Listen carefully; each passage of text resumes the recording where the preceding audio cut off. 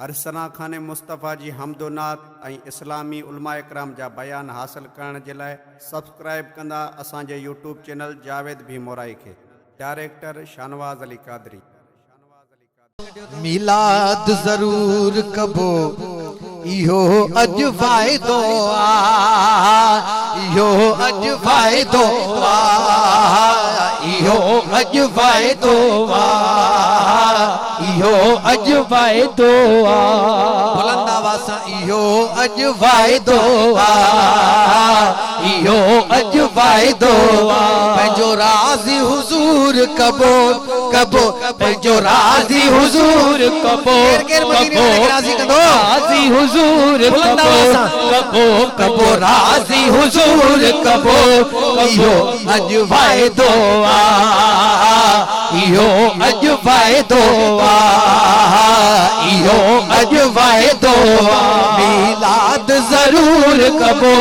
कबो मिलाद जरूर कबो इहो अज फायदो इहो अज फायदो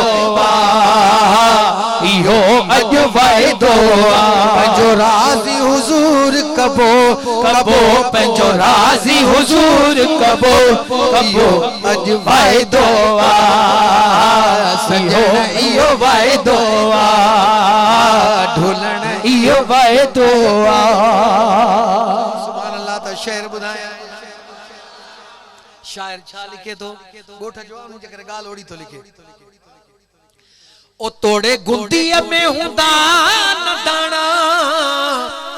पो बियार ते करबा माणा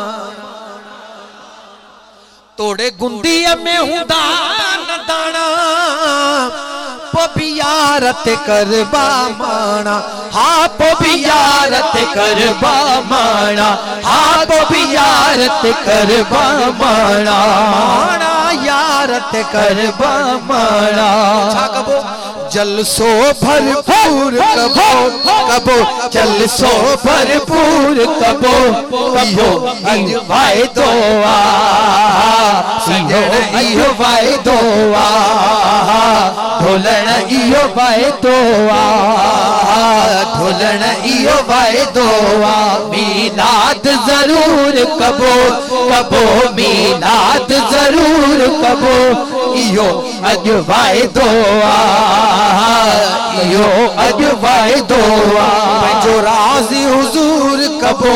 कबो पंहिंजो राज़ी हुजूर कबो इहो अज फायदो सजण अज फायदो इहो अज फायदो पंहिंजे दोस्तनि ऐं त मिटनि खे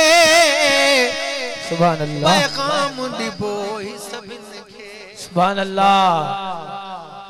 पंहिंजे दोस्तनि ऐं त मिटनि खे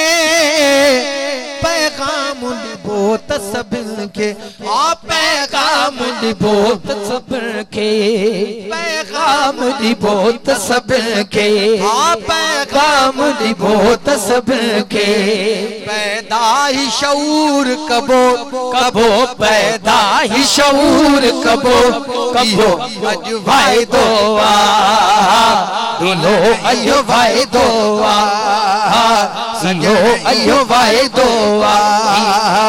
सजण इहो फायदो जलसो भरपूर कबो कबो जलसो भरपूर कबो इहो अज फायदो इहो अज फायदो इहो अज फायदो